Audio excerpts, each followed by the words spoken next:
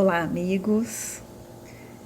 Espero que todos tenham passado um ótimo Natal e que o ano novo seja maravilhoso para todos nós, rico de aprendizado, de oportunidades, de desafios e de crescimento. Hoje, nosso tema vem do Evangelho segundo o Espiritismo, uma das obras básicas. E o tema é pecado por pensamento. Pecado por pensamento é um item do capítulo 8, Bem-aventurados os que têm puro coração. E neste item, a gente começa com um trechinho do Evangelho de Mateus, capítulo 5, versículo 27 e 28. Vou ler para vocês. Aprendeste que foi dito aos antigos, não cometereis adultério.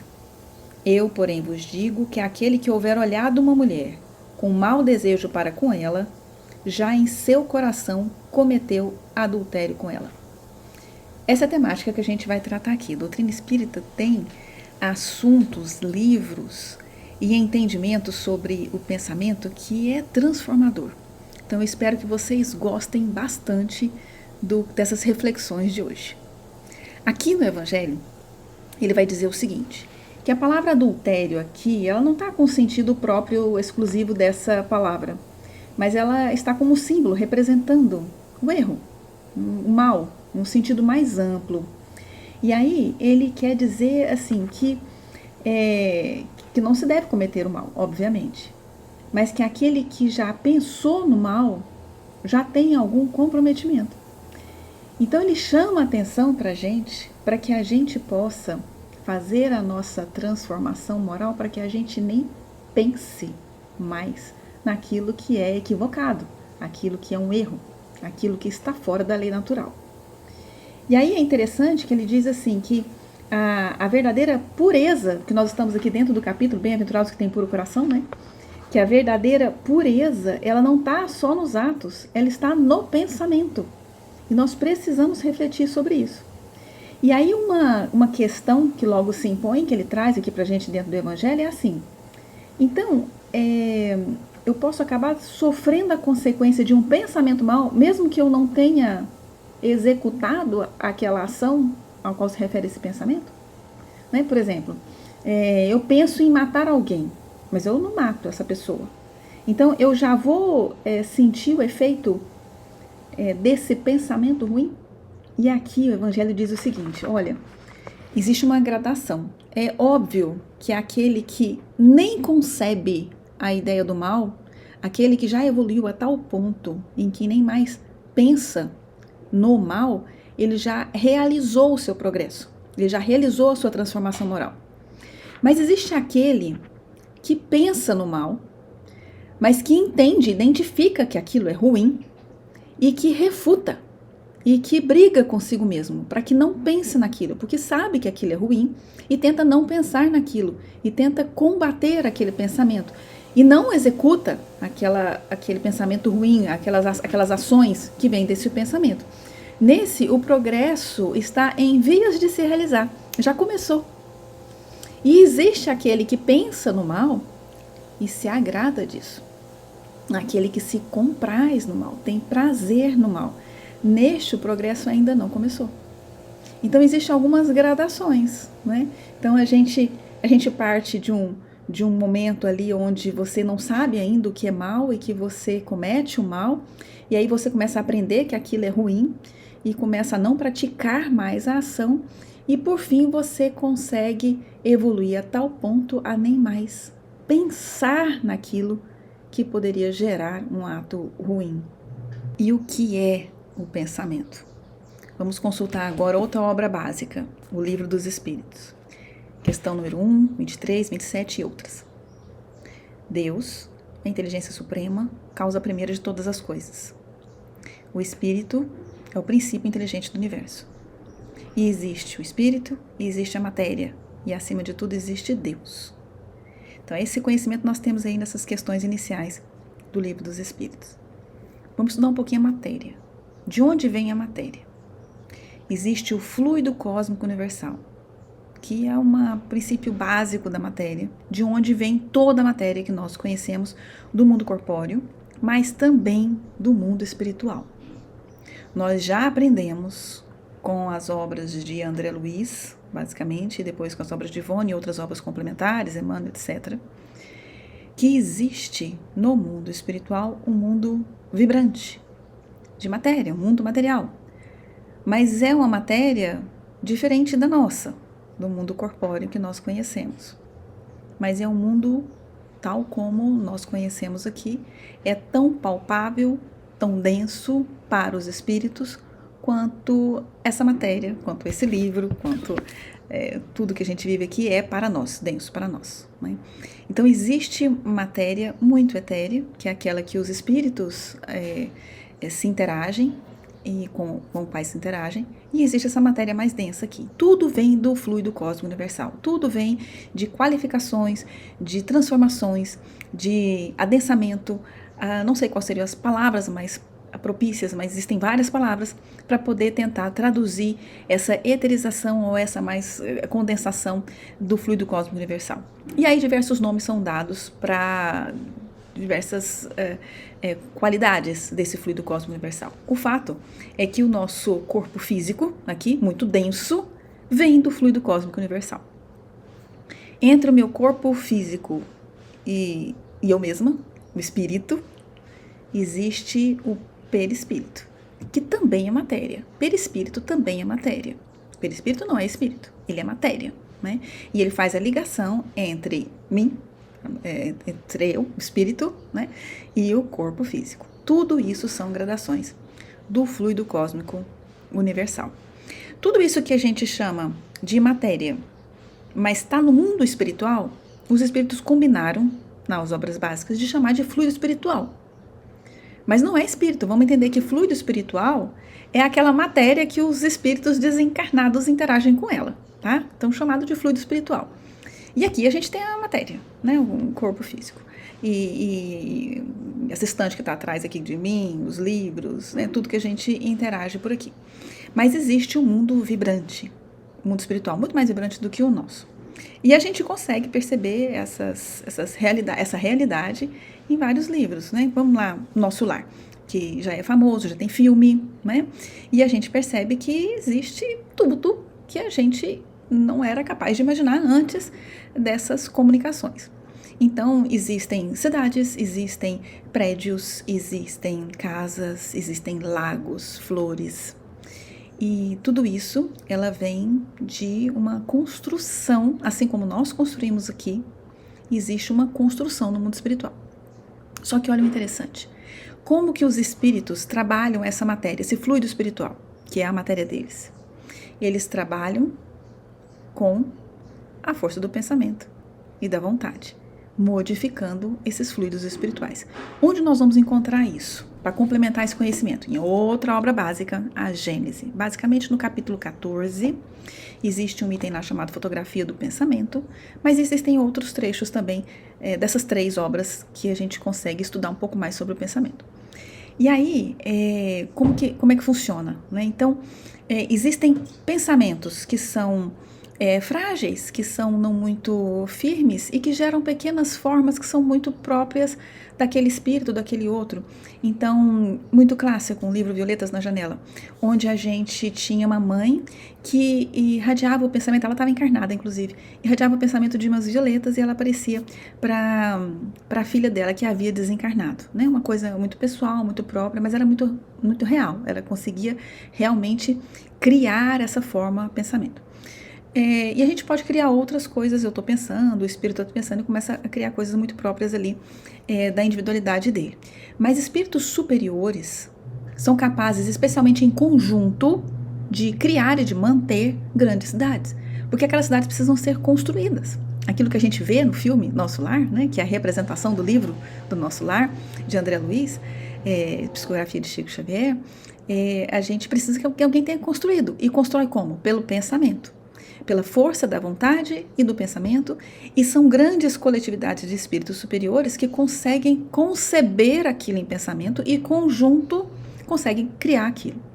Existe um cenário muito bonito, existe um exemplo, vou dar um exemplo disso.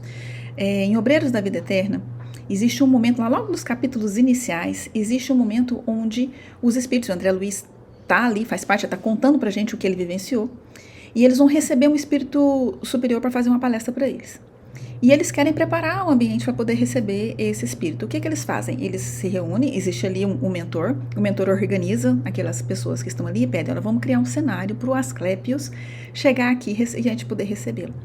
E aí eles começam a trabalhar a imagem. Ele fala, olha, vamos imaginar aqui, vamos criar, né? Criar um lago, uma grande árvore, e a gente vai criar flores aqui ao redor. Então, todo mundo aqui vai pensar nisso. Cada um pensa, aqui você vai pensar nas flores, você vai pensar na árvore, você vai pensar no lago. E assim ele fez toda a equipe pensar nesse cenário. E eles ficaram ali alguns minutos fazendo essa mentalização. E quando André Luiz abre os olhos e percebe lá, tá lá um cenário muito bonito. E aí o orientador diga assim, olha, tá bonito, mas não tá tão bonito. Vamos ali pensar um pouco melhor, né? Tipo assim, melhorar a resolução, né? Vamos melhorar a resolução, que os pixels aqui não estão muito bem, né, trabalhados. E aí eles trabalham um pouco mais e melhoram a resolução. Aí fica uma imagem muito bonita. E aí ele chama outros da equipe para dar movimento àquela criação.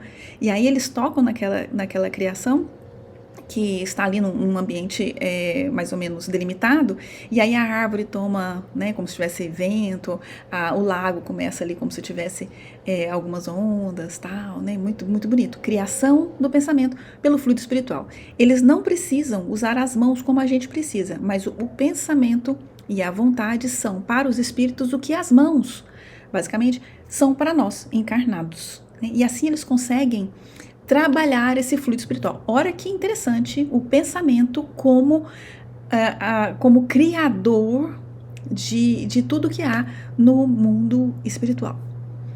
No entanto, Emmanuel diz pra gente que a mente é o espelho da vida em toda parte. Ele diz isso no livro Pensamento e Vida. Isso acontece entre nós, encarnados. Nós estamos pensando. Tal como esses espíritos superiores, ou tal como qualquer outro espírito desencarnado, nós também pensamos. E nós também estamos criando, a cada momento que pensamos, nós estamos criando formas, pensamentos. Nós estamos criando ao nosso redor, com o fluido espiritual que está ao nosso redor, nós estamos criando imagens. Por exemplo, se todo mundo aqui agora começar a imaginar uma flor aqui à nossa frente. O cabo, como é que é o cabo? Como é que são os espinhos? Se tem ou se não tem espinhos?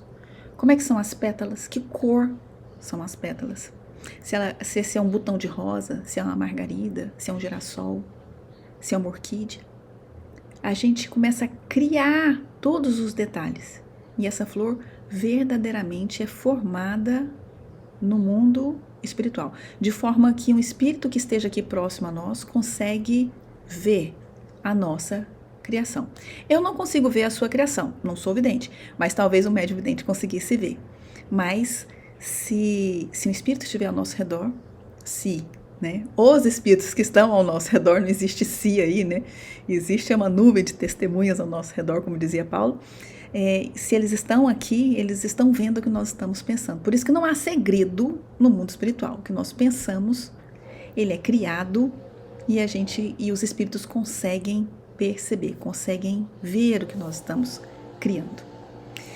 E aí, no livro A Gênese, capítulo 14, basicamente, no Fotografia do Pensamento, a gente tem esses detalhes todos, vocês podem consultar para a gente poder compreender melhor sobre isso. E ele vai dizer algumas coisas a mais e que podem complementar esse nosso raciocínio. Por exemplo, ele diz que aquilo que a gente cria, por exemplo, essa flor, ela não tem só as características físicas da imagem, isso não é apenas uma imagem. Ela tem características que são morais. Então, os nossos pensamentos, eles comunicam, eles transmitem características morais. Por exemplo, essa flor que nós acabamos de criar, ela pode transmitir bondade, amor, gentileza, doçura. Outros pensamentos podem traduzir muito mais coisas, né? Boas ou ruins. Então, por exemplo, nós podemos ter pensamentos que transmitem, que comunicam ódio, inveja, ciúme. egoísmo, orgulho, violência, hipocrisia. E também, na Gênesis, ele diz que os pensamentos têm essas características morais e têm também características físicas.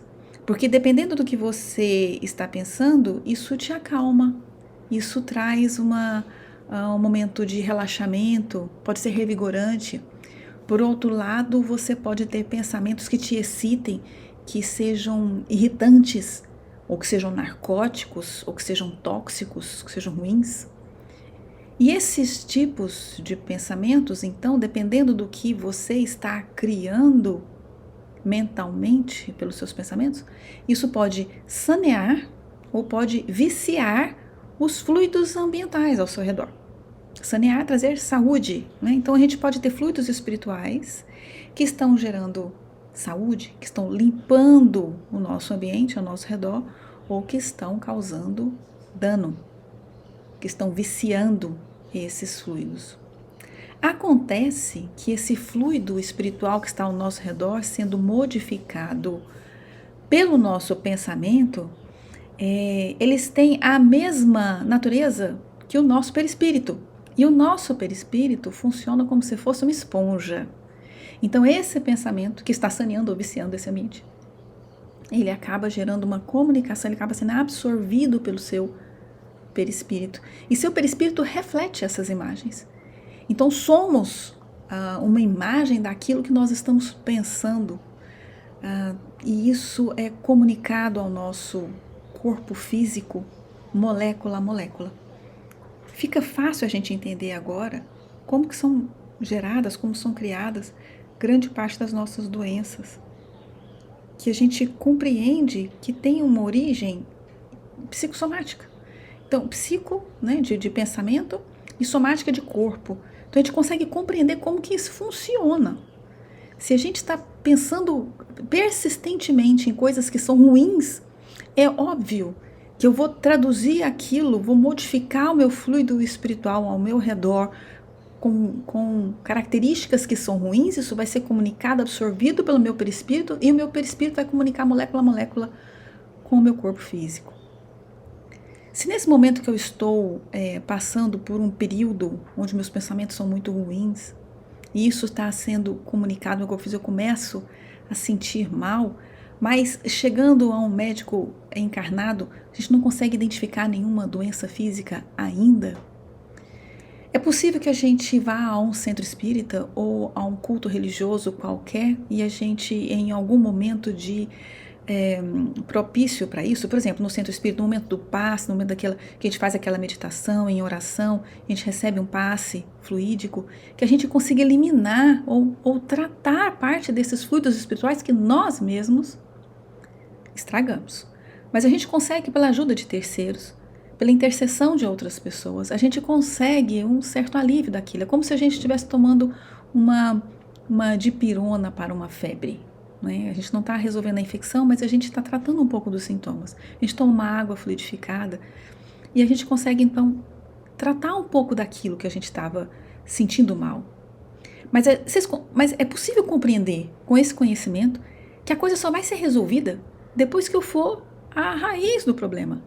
Eu preciso modificar os meus pensamentos, para que os meus pensamentos saneiem os fluidos espirituais ao meu redor e eu viva da maneira mais saudável possível. E é possível, porque estamos no mundo encarnado, somos imperfeitos, e é óbvio que por melhor que sejam nossos pensamentos, nós vamos envelhecer e vamos morrer, porque isso faz parte da nossa experiência na carne, né? É óbvio. Mas se nós alimentamos pensamentos que são bons, que são saudáveis, a gente vai ter a melhor saúde possível dentro desse nosso contexto de seres encarnados. Isso é bastante interessante, porque a gente consegue compreender o nosso poder. E é uma das coisas que a doutrina espírita nos ensina, não é? Que nós somos responsáveis por tudo que acontece com a gente. E essa é a pior e a melhor notícia que nós temos, é a nossa responsabilização. Tudo que acontece com a gente é de nossa responsabilidade. E isso parte do nosso pensamento. E é importante que saibamos disso, porque o conhecimento pode nos ajudar a nossa transformação moral. Mas é importante também que saibamos que os espíritos obsessores, aqueles que nos querem mal por algum vínculo do passado ou do presente, pelas afinidades, eles também sabem disso. Eles também conhecem a importância do pensamento. No livro Ação e Reação de André Luiz, existe um caso contado lá pra gente, do Antônio Olímpio, Leonel e Clarindo. Ali era um caso onde 2 irmãos foram assassinados por um irmão que queria a herança toda para si. E aí os 2 irmãos que morreram se tornam obsessores, inicialmente do irmão, depois ele morre, e aí passam a ser obsessores do sobrinho. E eles ficam trabalhando na mente desse sobrinho a avareza. Quando André Luiz e o mentor chegam lá, e eles chegam para conversar e tudo mais, não chegam daquela forma como quem já leu os livros de André Luiz sabe, muitas vezes os orientadores chegam tranquilamente, como amigos e tal, né, e vão sondando o ambiente. E ali eles começam a conversar. E ali os obsessores acham que eles estão ali como iguais também, né, para obsediar também. E eles comunicam para o André Luiz que eles aprenderam na escola de Vingadores. E aí a gente já para assim, né, peraí, como assim? Tem escola de Vingadores? Bom, se existem construções do bem, também existem construções do mal, né? E organizações, e conhecimento, e tudo. E eles falam lá, nesse trecho do livro, que nessa escola de Vingadores, eles aprendem que as pessoas têm um desejo central. Existe em todas as pessoas um tema básico dos seus interesses íntimos. Todo mundo tem. E eles só fazem o seguinte, o que eles fazem é trabalhar um pouco melhor esse reflexo dominante. Então, as pessoas emitem com mais frequência aqueles pensamentos que nascem do desejo central. Então, por exemplo, se a pessoa é avarenta, ela vai estar sempre pensando em acúmulo de riqueza, tal, né? E não querer gastar e juntar mais, e às vezes, né, passar a perna no outro para poder conseguir mais para si e tudo mais. Então, esses pensamentos estão sempre repetidamente acontecendo na vida íntima, nos interesses íntimos dessa pessoa. E aí o obsessor chega ali e ele dá uma alimentada nesse desejo central, nesse tema básico dessa vida mental. E isso, eles conhecendo isso, eles dizem que é muito fácil, né? Então, por exemplo, eles citam assim, que num avarento, o reflexo dominante da vida íntima dessa pessoa é a cobiça. Do criminoso, normalmente é a crueldade. Então, a pessoa que é um criminoso, né? Normalmente ficam acontecendo pensamentos muito cruéis o tempo inteiro. Aquela pessoa que vive falando mal dos outros é o caluniador, né? Então, esse reflexo dominante é a maledicência. Aquele que é rancoroso, o reflexo dominante é sempre a irritação, tá sempre irritado. Tem aquelas pessoas onde o reflexo dominante é a queixa, né? Tá sempre se queixando de alguma coisa. E é importante a gente saber que cada uma dessas imperfeições, que são imperfeições, não é? Que geram esses pensamentos que aí os obsessores chamam de desejo central, tema básico da vida íntima. Cada uma dessas imperfeições, pelo livro Céu e Inferno, gera um sofrimento. A gente sabe que nós só sofremos porque nós somos imperfeitos. Por exemplo, quem é cruel, o criminoso cruel, ele vai ter o sofrimento do remorso. Quem tem a cobiça vai ter o sofrimento da miséria, porque apesar, né, de juntar muito, ele vive em miséria. Aquele que desenvolve ou que fala muito mal dos outros, a maledicência, ele tem como sofrimento a solidão. Aquele que é muito rancoroso, que tem um pensamento muito voltado para a irritabilidade, ele tem a mágoa como sofrimento. A mágoa é um sofrimento daquele que se irrita muito, daquele que é muito rancoroso. Aquele que se queixa muito tem a tristeza como sofrimento principal. E aquele que busca pensamentos elevados? E aquele que busca pensar em coisas boas? Aquele que busca construir coisas boas para si e para os outros ao seu redor? O pensamento, o reflexo dominante é a elevação moral. E aí ele não tem sofrimento. Obviamente ele tem gozo, como diz no livro Céu e Inferno, no capítulo sobre as penas, sobre o Código Penal da vida futura. E aí o que eles precisam fazer? Só precisam identificar qual é esse tema básico e superalimentar esse pensamento com uma excitação constante. E aí ele vai gerando mais impulsos, vai robustecendo esses impulsos. E ele vai criando quadros mentais, se sobrepondo uns aos outros, criando o que é chamado na doutrina espírita de fixação mental. É como se esse obsessor conseguisse fazer uma hipnose, uma determinação hipnótica. E como isso acaba gerando ali uma modificação daquele ambiente, ele acaba atraindo outros espíritos que pensam do mesmo jeito.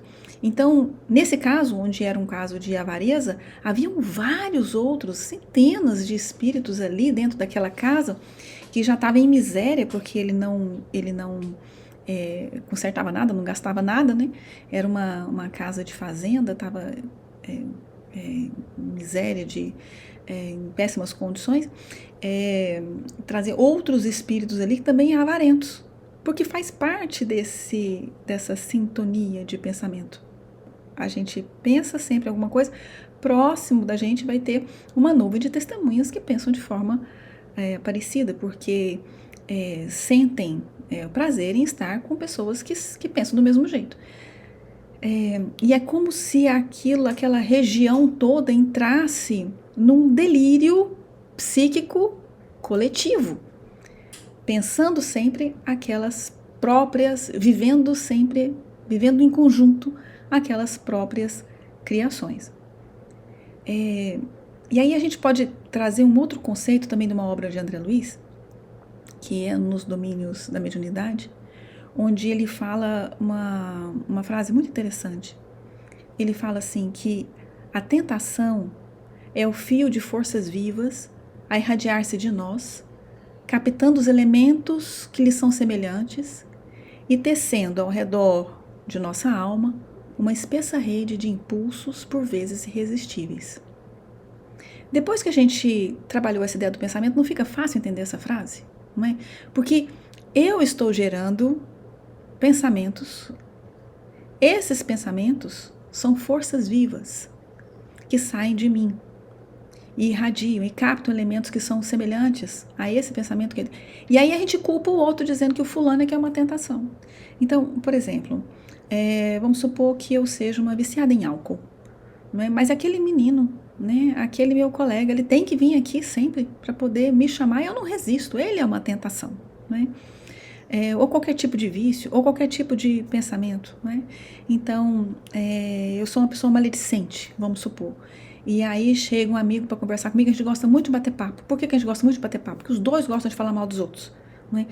E aí eu digo assim, mas eu falo mal porque ele é a minha tentação. Mas ele veio conversar com você por quê? Porque você também gosta do assunto. Então a tentação é o fio de forças vivas que fica se irradiando a partir da gente.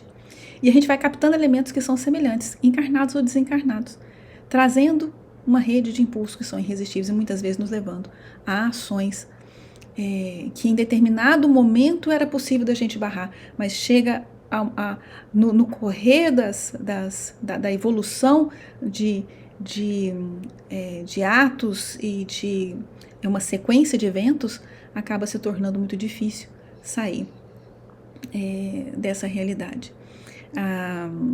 A gente tem alguns exemplos maravilhosos na obra de Ivone do Amaral Pereira, sobre os pensamentos coletivos criando ambientes.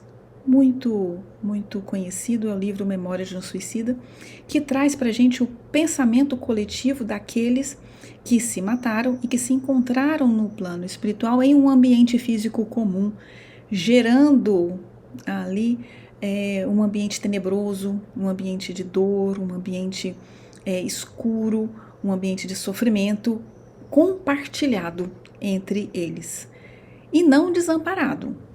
A gente vê naquele livro, naquela obra fantástica que André Luiz disse que seria a obra do século, né, o livro mais importante dos últimos 50 anos, dos próximos 50 anos. ele traz para a gente todo o amparo que existe da Legião de Servos de Maria, cuidando daqueles que estavam ali, mas esperando o momento propício para que fossem tratados, para que fossem recolhidos, que fossem levados ao tratamento. Mas aquela ambiência gerada pelo pensamento construtor e gerado pelo pensamento construtor e inconsciente, porque eles não sabiam que eles não sabem que quem constrói aquele ambiente físico são eles mesmos, então isso é inconsciente. No espírito superior, por exemplo, que está construindo grandes cidades espirituais, como a cidade do nosso lar, são conscientes, eles sabem do poder que têm e em conjunto eles determinam que vão construir comunidades. Mas a gente faz isso de forma inconsciente. O pensamento é extremamente poderoso e independente se você sabe ou não lidar com ele, ele acontece. Como qualquer outro fenômeno fisiológico, qualquer outro fenômeno físico que nós já estamos acostumados a saber. Se você sabe ou não como é que funciona a respiração, você respira do mesmo jeito. Se você sabe ou não como funciona o pensamento, você pensa do mesmo jeito. E você sofre as consequências do seu pensamento, independente se você sabe ou não como é que funcionam os mecanismos daquilo, né? Então, é extremamente importante que a gente compreenda todo esse poder do pensamento para que a gente possa, a partir daí, vigiar um pouco mais e controlar um pouco mais e se esforçar um pouco mais para educar o pensamento. Esse caso do livro Ação e Reação nos faz lembrar de uma questão, a questão 459 do Livro dos Espíritos, onde Kardec pergunta assim, se os espíritos influenciam em nossos atos, e a resposta dos espíritos é que, de ordinário, são eles que nos dirigem. Então, nesse sentido, de que eles têm essa possibilidade de interferir em nossos pensamentos e atos, porque identificam em nós nossos pensamentos comuns, os nossos pensamentos afins, e conseguem inflar esse pensamento, robustecer esse pensamento à medida que isso os interesse. É óbvio que quando a gente fala dessa forma, a gente acaba pensando nos espíritos obsessores, mas isso também é bem verdade quando estamos falando de espíritos superiores, nossos guias, nossos protetores. Se nós estamos ali com pensamentos positivos, pensamentos regeneradores, pensamentos do bem, pensamentos, projetos, bons projetos de construção do bem para a nossa família, para a nossa comunidade, é óbvio que os espíritos ao nosso redor estão ali também nos alimentando o nosso pensamento, dando força, trazendo para a gente inspirações do bem, para que a gente possa seguir nessas ideias e construir, nos dão novas ideias, nos dão inspirações, trazem até nós pessoas que podem nos ajudar, trazem até nós pessoas com o mesmo tipo de desejo, com o mesmo tipo de tema central do pensamento, e a gente acaba encontrando essas pessoas do nada, como se fosse uma coincidência, como se fosse o acaso, e a gente acaba construindo juntos obras do bem, trabalhando juntos, fazendo coisas interessantes e boas, porque os espíritos nos influenciam e nós somos os geradores dessa influência. Nós determinamos, nós somos os responsáveis. É importante a gente compreender isso, né, para não terceirizar é danado a gente terceirizar as coisas, né? Espírita às vezes costuma terceirizar para o obsessor ou para o encosto, né? Não, isso é coisa do encosto, né? É coisa do obsessor. Quando na verdade a origem está em nós. Então, se nós temos algum problema, alguma companhia espiritual que não nos é agradável, a responsabilidade é nossa e nós precisamos trabalhar com isso. Então, quando Jesus nos adverte que não devemos cometer adultério, mas aquele que houver olhado uma mulher com mau desejo para com ela, já em seu coração cometeu adultério, ele nos adverte da importância de que eduquemos o nosso pensamento. Então, com tudo isso que a gente buscou, alguns apontamentos da doutrina espírita, e obviamente tem muito mais coisa para a gente poder estudar sobre o pensamento que a doutrina espírita nos oferece, mas com todos os apontamentos nós conseguimos perceber a importância de vigiarmos aquilo que é o nosso pensamento, nossas ideias centrais. Isso vai nortear os nossos atos, vai nortear aquilo que a gente, aquilo que é central na nossa vida, e a gente precisa realmente refletir sobre isso. E como espíritas, a gente precisa fazer o nosso esforço de transformação moral. Não existe espírita sem a ideia da transformação moral, passando por todas as estratégias que a gente já conhece, como a caridade, a benevolência, o perdão das ofensas, o amor ao próximo, o amor aos inimigos, o perdão a si mesmo, o amor a si mesmo, né? Então, todas as lições do Evangelho estão postas aqui e a gente precisa compreender a importância do pensamento e trabalhar ativamente por isso. Porque somos espíritas e reconhece-se o verdadeiro espírita pelo esforço que faz para domar suas más inclinações e pela sua transformação moral. Isso está lá no Evangelho segundo o Espiritismo, capítulo Sede Perfeitos, no item Os Bons Espíritas. E a gente realmente precisa fazer esse esforço, trabalhando bastante para que a gente viva com o tema central do bem, do bom e do belo em nossas vidas, passando inicialmente por aquilo que a gente pensa, com o esforço, com a vontade de fazer as nossas modificações, de fazer as nossas mudanças interiores. Eu espero que 2025 seja um ano maravilhoso para todos nós, que a gente consiga estabelecer novas metas, que a gente consiga estabelecer novo rumo para a nossa vida, sempre melhor, que a gente consiga estudar bastante, que a gente consiga estudar juntos, que a gente consiga trabalhar juntos por nós mesmos, pela nossa comunidade, por tudo aquilo que a gente consiga dentro da nossa área de ação concretizar. Fiquem todos com Deus e até a próxima.